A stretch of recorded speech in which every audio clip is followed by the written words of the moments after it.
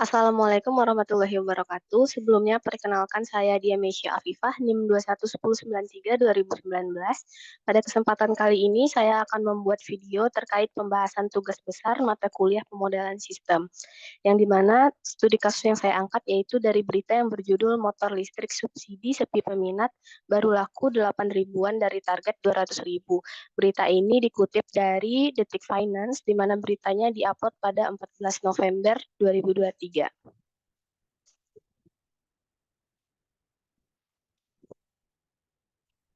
Gejala-gejala yang terdapat dalam studi kasus yang saya angkat, yang pertama itu target total 200 ribu unit untuk tahun 2023 ini baru terjual sekitar 8 ribu unit, atau baru tercapai sekitar 4%-nya. Kemudian pemerintah juga telah memberikan subsidi senilai 7 juta rupiah untuk per unit sepeda motor listrik yang dibeli oleh masyarakat.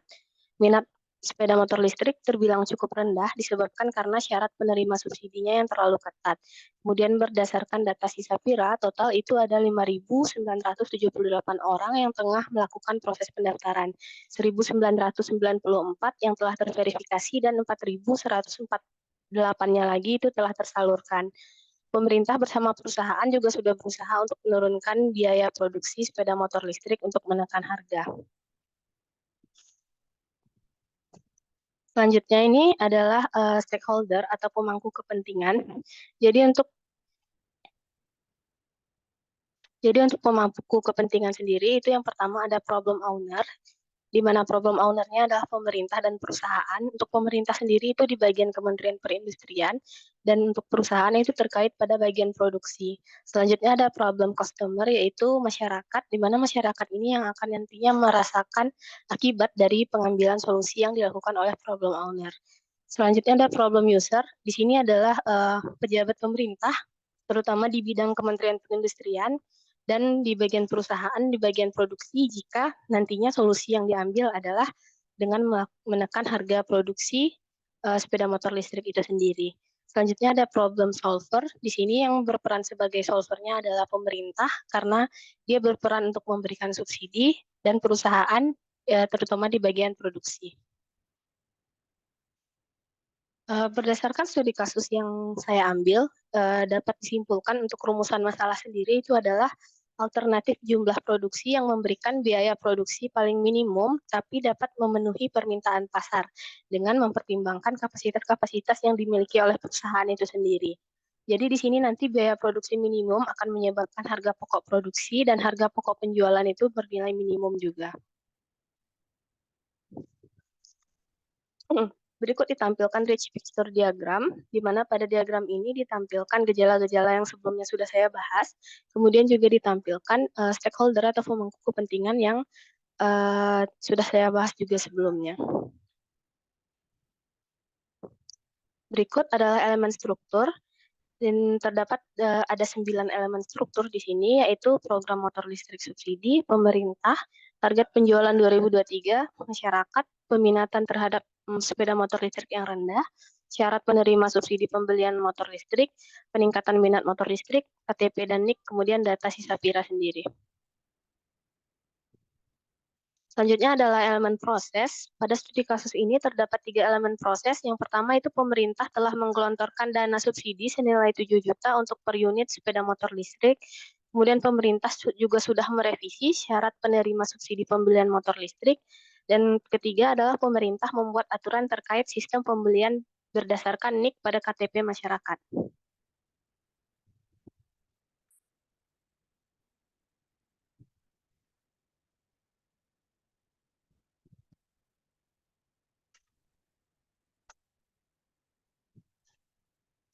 Selanjutnya ini ditampilkan influence diagram, di mana ini nantinya akan membantu saya dalam membuat pemodelan untuk perumusan penyelesaian kasus ini. Influence diagram ini dibuat berdasarkan parameter-parameter yang digunakan. Berikut adalah variabel, parameter, dan formulasi yang saya rancang. Pertama di sini untuk variabel dan parameter, untuk variabel keputusannya itu adalah jumlah sepeda motor listrik yang harus diproduksi pada bulan ke-I, agar biaya produksinya itu minimum dan menekan harga jadi lebih murah. Kemudian untuk parameter sendiri itu dapat dilihat seperti yang saya tampilkan pada slide. Untuk perumusan atau formulasi untuk pemodelannya dapat dilihat pada bagian kanan, yaitu tujuannya untuk minimasi biaya dengan menentukan kapasitas optimal dengan biaya minimum. Kemudian memiliki beberapa constraint di sini, yaitu constraint kapasitas waktu produksi dan permintaan.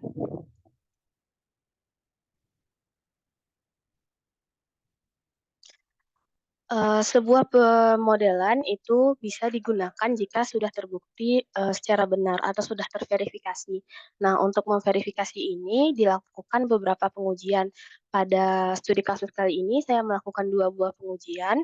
Yang pertama itu uji dimensi, berdasarkan pemodelan perumusan yang saya rancang terdapat 5 perumusan, yaitu 1 untuk fungsi tujuan, kemudian selebihnya itu adalah constraint.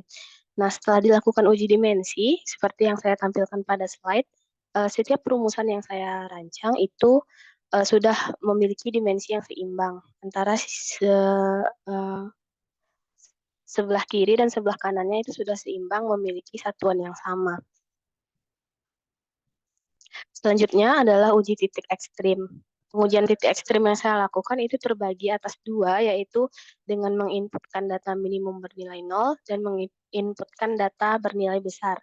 Yang pertama ini untuk menginputkan nilai 0, jadi pada percobaan kali ini bisa dilihat di sini di bagian demand, saya menginputkan semuanya bernilai 0, sehingga dihasilkan di sini variabel keputusan, jumlah produksi setiap bulannya juga bernilai 0. Secara logika ini sudah benar karena eee, perusahaan seharusnya tidak perlu memproduksi berapapun sepeda motor listrik karena permintaannya juga sudah bernilai 0. Kemudian selanjutnya saya melakukan pengujian untuk yang nilainya maksimum. Di sini saya menginputkan nilai 5.000 unit sepeda motor setiap bulannya. Dihasilkan, dihasilkan jumlah produksi yang harus dilakukan adalah sama dengan kapasitas produksi yang dimiliki oleh perusahaan. Eee, Hal ini menandakan bahwa pemodelan dan perumusan yang dilakukan juga sudah benar, karena perusahaan tidak akan mungkin memenuhi demand yang melebihi dari kapasitas yang mampu dia produksi. Selanjutnya ini ada pembahasan. Jadi pemodelan ini dilakukan berdasarkan prinsip programa linear, yaitu untuk mengidentifikasi kapasitas produksi optimal yang menghasilkan biaya produksi minimum, dengan memenuhi batasan-batasan yang tadinya sudah saya tetapkan, yaitu ada 3, yaitu kapasitas produksi, waktu produksi, dan demand. Jadi pemodelan ini itu dapat digunakan untuk, eee, beberapa kasus serupa, di mana kasus ini adalah kasus meminimasi biaya produksi dengan syarat bahwa asumsi yang digunakan itu adalah sama. Asumsi di sini adalah pemodelan ini hanya mempertimbangkan biaya produksinya saja, yaitu berdasarkan kapasitas jam kerja dalam 1 hari, jumlah tenaga kerja yang tersedia, kemudian jumlah hari kerja dalam 1 bulan, waktu produksi per unit, dan data permintaan atau demand dari pasaran. Jadi pemodelan ini tidak akan cocok digunakan jika permasalahan minimasi biayanya itu mempertimbangkan aspek biaya lain, misalnya biaya simpan, biaya promosi, dan biaya lainnya. Mmm, Manfaat yang mampu diberikan dari pemodelan ini adalah mampu menghasilkan acuan perencanaan produksi atau rencana produksi yang mana ini perlu dilakukan oleh perusahaan.